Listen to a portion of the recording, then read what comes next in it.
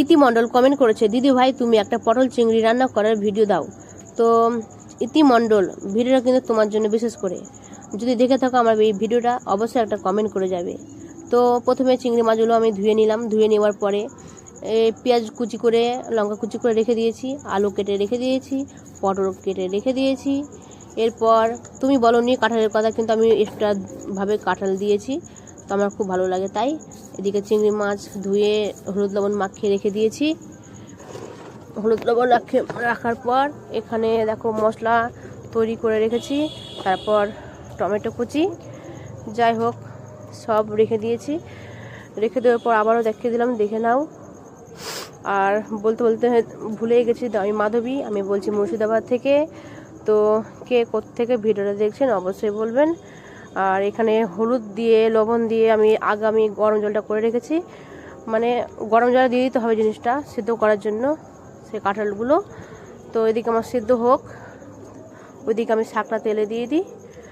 শাক বলতে এখানে এখন তো গরম চলে এসছে, এখন এটা লোলতের শাক।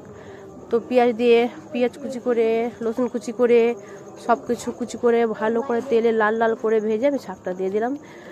শাকটা এবারে ভালো করে লেড়ে চুড়ে ভালো করে বাড়িতে নামিয়ে দিতে হবে, বাস।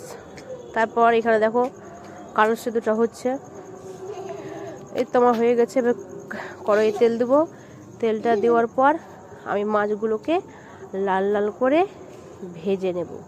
প্রথমে মাছটাই ভেজে নিই। তো তেলটা গরম হয়ে গেছে, কড়াইয়ে গরম হয়ে চলে এসেছে। মাছটা আমি দিয়ে দিলাম। মাছটা দেওয়ার পর আমি লাল লাল করে মাছগুলোকে ভেজে নেব। তো ভেজে নেওয়ার পর এই তো আমার ভাজা কমপ্লিট পুরো। এবার আমি যে পটলগুলো, কাঁঠালগুলো, আলুগুলো সব কিছু কেটে রেখেছি সেগুলো আমি একটা একটা করে ভেজে নেব। প্রথমে পটলটা ভেজে নেব।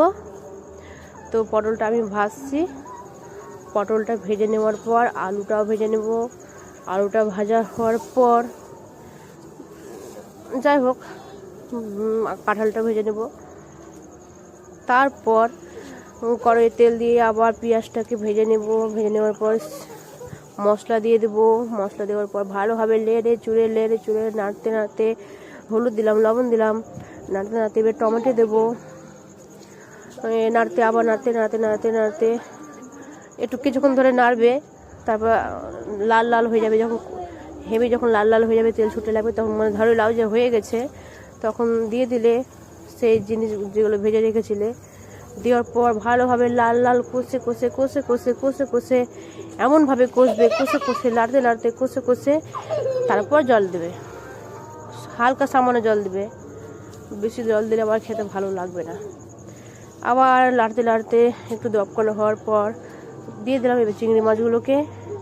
আবার নাড়তে আমার তরকারি রেডি। আর লাস্টে ছেড়ে দেবো গরম মশলা। তো কেমন হয়েছে অবশ্যই বলবে। আর প্রথমে আমার বরকেই দিই খেতে। তো ভিডিওটা কেমন লেগেছে অবশ্যই বলবে। আর ইতি মণ্ডল, বিশেষ করে তুমি বলবে তুমি আমার ভিডিও দেখলা কি দেখলে নে, সরি।